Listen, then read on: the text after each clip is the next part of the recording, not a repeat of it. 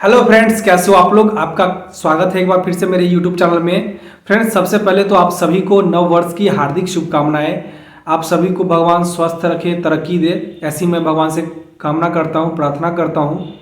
Friends, इस video में मैं आप लोग को बताऊंगा कि ऑफ सीजन में भी टारगेट को कैसे अचीव कर सकते हैं। फ्रेंड्स, कोई सा भी सीजन हो, अच्छा सीजन, बुरा सीजन, कोई सा भी मंथ हो, लेकिन कंपनी आपको ये नहीं बोलेगी कि टारगेट नहीं करना है। हर मंथ आपको टारगेट करना ही रहता है, मंथ बाय मंथ।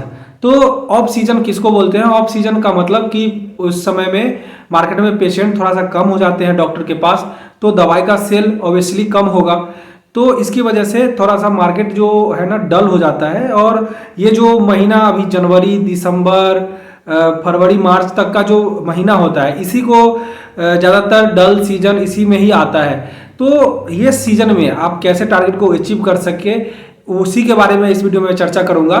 फ्रेंड्स, इस वीडियो का दो पार्ट मैंने पहले बना करके रखा हुआ है।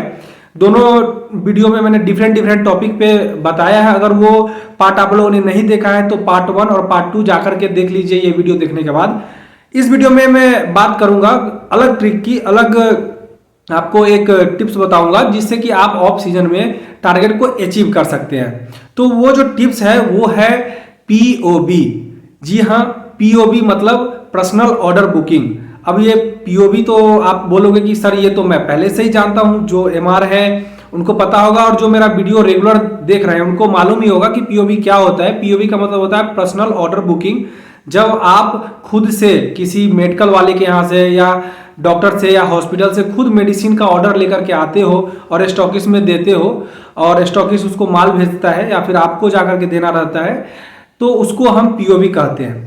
और पीओबी भी एक एमआर के लाइफ का बहुत ही महत्वपूर्ण हिस्सा है, उसके जॉब का बहुत ही इम्पोर्टेंट पार्ट है। पीओबी का एक एमआर को करना चाहिए डेली। उससे उसका निरंतर जो है आप उसका सेल बढ़ते रहता है। तो पीओबी कोई नई चीज नहीं है, लेकिन मैं इसमें आपको क्यों बोल रहा हूं वो आगे मैं वीडियो में बताता हूं कि पीओबी से आप किस प्रकार ऑफ सीजन में भी आप टारगेट कर सकते हो। फ्रेंड्स, जब अच्छा सीजन रहता है, मतलब पेशेंट रहते हैं मार्केट में, डॉक्टर के पास पेशेंट रहते हैं, दवाई अच्छे से बिकता रहता है, उस समय क्या होता है कि आप जो नॉर्मल काम कर रहे हैं, नॉर्मल वर्क जो करते हैं कि गए डॉक्टर से मिले, मेडिकल से मिले, और नॉर्मल आपका टारगेट होता रहता है, जो रूटीन वर्क आप करते हैं उससे। या फिर यूं कहूं तो अगर सीजन अच्छा रहता है, जैसे कि कोरोना आया था, तब तो एमआर घर पे बैठे हुए थे, फिर भी 200%, 300% एमआर लोग का टारगेट होता था। तो पेशेंट आता है तो नॉर्मल काम से भी आपका टारगेट हो जाता है। लेकिन क्या होता है ऑफ सीजन में कि आपको ज्यादा एफर्ट लगाना पड़ता है, ज्यादा मेहनत करना पड़ता है, लेग वर्क ज्यादा करना पड़ता है। तो जिस डॉक्टर से या जिस मेडिकल से आप ऑफ सीजन में आपको क्या करना है कि जिससे आप बढ़िया सीजन में, जो डॉक्टर मान लीजिए कि आपको 50 बोतल 100 बोतल का पीओबी देता था, अभी आप उनसे ऑफ सीजन में जा रहे हैं मिलने, तो वो बिल्कुल ही मना कर दे रहे हैं और आप वापस आ जा रहे हैं। तो वैसे डॉक्टर से, वैसे मेडिकल स्टोर से आपको रिक्वेस्ट करना है एटलीस्ट 10 बोतल, 10 स्ट्रिप, एक बॉक्स का भी आपको पीओबी लेना भी एक कला है। ये मार्केटिंग कला जो है ना वो सीखना पड़ता है, वो धीरे धीरे जो एक्सपीरियंस है उसको मालूम होगा। तो आप कि सर ज़्यादा नहीं, मुझे एक डब्बा है ना, एक स्कीम 10 बोतल का ऑर्डर एटलीस्ट आप डिमांड करिए। और आप ऐसे करके कम से कम अगर मान लीजिए आपको 100 यूनिट बेचना है, तो आप 10 डॉक्टर को टारगेट कर लीजिए कि मुझे 10 बोतल इससे, 10 बोतल इससे, 10 बोतल इससे, प्रोडक्ट वाइज आप प्लान बना लीजिए। तो इससे क्या होगा कि 10 बोतल कुछ ज्यादा नहीं होगा, और सीजन घटता भी है तो एकदम से जीरो नहीं होगा जाएगा ना। मान लो किसी डॉक्टर के यहाँ 100 बोतल और 50 बोतल बिकता था, एक तो एकदम से जीरो नहीं हो जाएगा, वो 100 बोतल 50 पे आ जाएगा, 50 25 पे आ जाएगा। तो वो आपको एक डब्बा का ऑर्डर दे ही सकता है, 10 बोतल का ऑर्डर दे ही सकता है। तो जो डॉक्टर यदि मना करें तो एटलीस्ट आप उनसे रिक्वेस्ट कीजिए कि मुझे 10-10 करके ही आप वैसे करके, उस मेडिकल से हो, चाहे आप डॉक्टर से हो, चाहे हॉस्पिटल से, जहां आपका दवाई चलता था, जहां अब आप अभी आपका ऑर्डर नहीं मिल रहा है, वहां से आप 10-10 बोतल करके आप रिक्वेस्ट करके ऑर्डर ले सकते हैं। उसके बाद आप क्या कर सकते हैं, कहां से ऑर्डर ले सकते हैं पीओबी, कि कुछ ऐसे मेडिकल होते हैं, कुछ ऐसे डॉक्टर होते हैं आपके टेरिटरी में होंगे जहां पे आप उनसे नहीं मिलते होंगे, क्योंकि लिस्ट में 200-250 डॉक्टर आता है, उसी से आदमी मिलता है ना।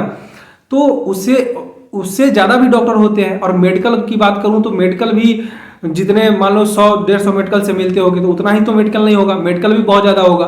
तो आपको वैसे मेडिकल पे टच करना है। आपको बहुत सारे ऐसे मेडिकल वाले होंगे जहाँ पे आप नहीं भी जाते होंगे फिर भी दवाई आपका चलता होगा, लेकिन ऑफ सीजन की वजह से उसके पास 1 बोतल 2 बोतल अगर अवेलेबल है तो वो मंगाता नहीं है। तो आप वैसे पे टच करोगे, वहाँ से 10 बोतल का आप लेने की कोशिश करोगे। बहुत सारे ऐसे डॉक्टर होते हैं जहाँ जहाँ आप टच नहीं करते हो सकता है लिस्ट से बाहर हो तो कोई बात नहीं, आप मिलो उनसे अनलिस्टेड डॉक्टर करके। आपके अगर कंपनी में अगर है अनलिस्टेड डॉक्टर का रिपोर्ट करना तो वैसे कर दो, नहीं तो नहीं भी करोगे तो आपको तो सेल से मतलब है। तो आपको थोड़ा सा एक्स्ट्रा एफर्ट लगाना पड़ेगा, एक्स्ट्रा थोड़ा सा डॉक्टर से मिलना पड़ेगा। और प्रोडक्ट वाइज आप प्लान करिए कि मुझे एटलीस्ट 5 स्ट्रिप 5 बोतल 10 बोतल कर करके आपको थोड़ा सा एक्स्ट्रा मेहनत करना पड़ेगा।